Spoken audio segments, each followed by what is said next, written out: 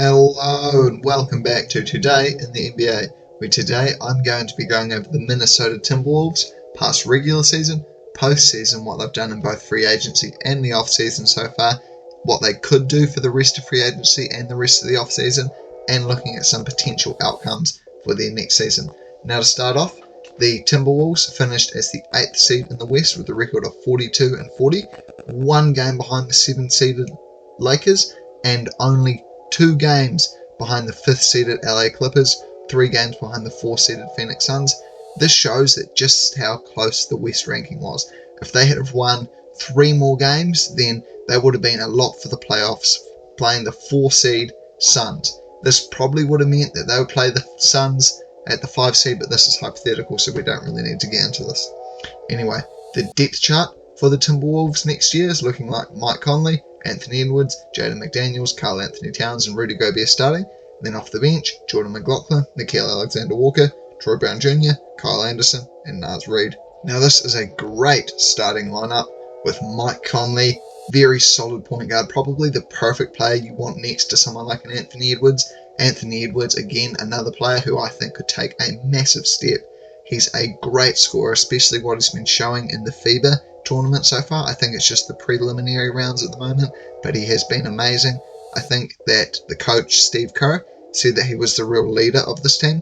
Jaden McDaniels, great defender, progressing offensive player. Hopefully he can develop his scoring potential a lot more, become a better shooter. If he's a 3-and-D player, he would be amazing. Just improve that three-point shot a little bit, and he might be one of the more valuable younger players in the league. Karl Anthony Towns, great scorer, not a great defender, did struggle a little bit playing the 4 last year.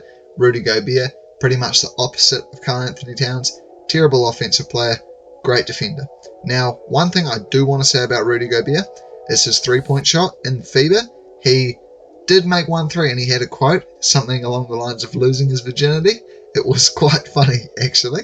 But anyway, I don't know how well that shot's going to translate into the NBA. I think the corner threes in the FIBA are the same as the corner threes in the NBA, so who knows. Rudy might be able to shoot half a 3 a game, maybe every 2 games he puts up a 3, maybe makes them at a 30% clip. That's what I think the realistic expectations are for Rudy Gobert's 3-point shot, but who knows. He could be a sniper from downtown. You never really know until you see it on the court. Now, Mike Conley, he is getting older, getting up there in age. He's not really someone who I think is going to be that productive next year. And coming off the bench for the point guard, they have Jordan McLaughlin, who is a little bit smaller, so he does struggle on the defensive end a little bit. He's like a miniature Tyus Jones, if that makes sense. He's a good passer, good shooter. He makes the right play most of the time, but it's just not as great as Tyus Jones at pretty much everything. Third string, though, we have Shake Milton as a point guard. I think he's 6'7", or it might be 6'5" or 6'6". He's a big player, he's got good size, he's a good defender. He hasn't gotten very many minutes in the last few seasons for the Philadelphia 76ers, but when he has played, he's looked solid. He isn't really a scorer, he is definitely more of a passer. He's got a pretty good assist-to-turnover ratio, and if he can fix that 3-point jump shot, he'd be a very, very valuable piece to have coming off the bench. Nickeil Alexander-Walker, great 3-and-D player. He definitely showed out, and I think the play-in game it was for the Timberwolves against his cousin, Shea, being an incredible defender, locking down Shea on multiple possessions, which is definitely one of the harder players to lock down in the NBA. He's also a pretty solid scorer. He's athletic. He is able to score inside, and he is able to shoot. Definitely able to do some stuff off the dribble and off the catch. Troy Brown Jr. coming off the bench. I don't think it's actually going to be him here.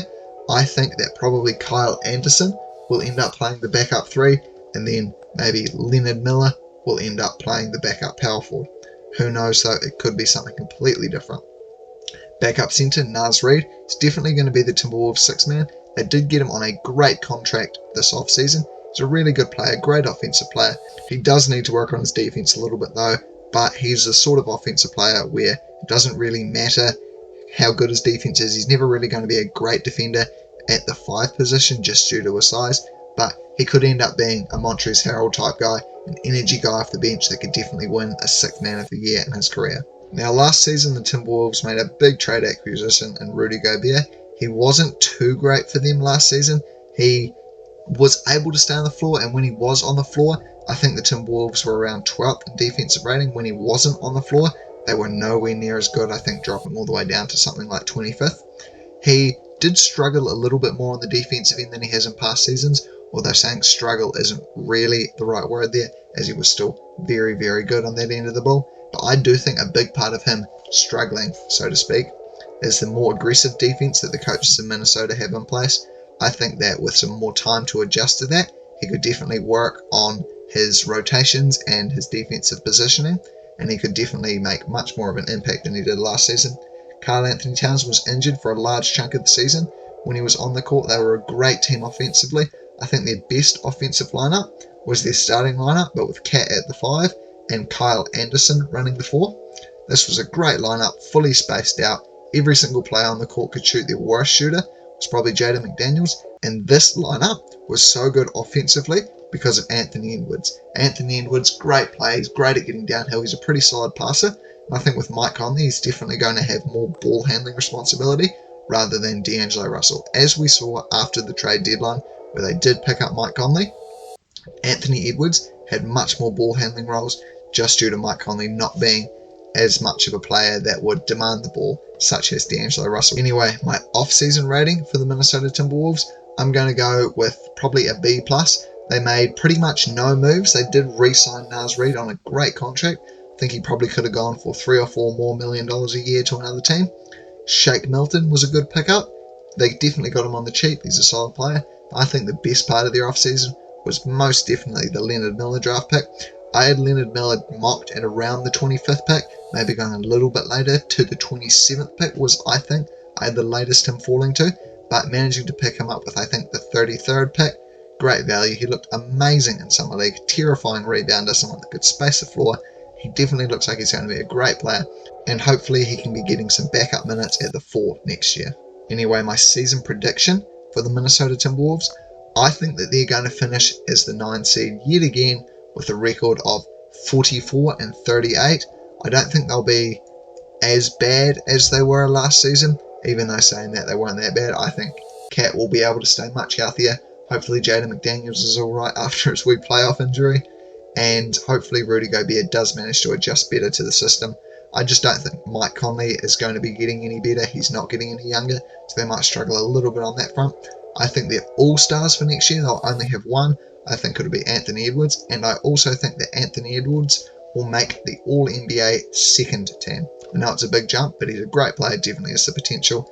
I think both Jaden McDaniels and Rudy Gobert will make all-defensive teams, and I think Leonard Miller could definitely make the all-rookie second team, maybe even the all-rookie first team, just depending on how many minutes he gets.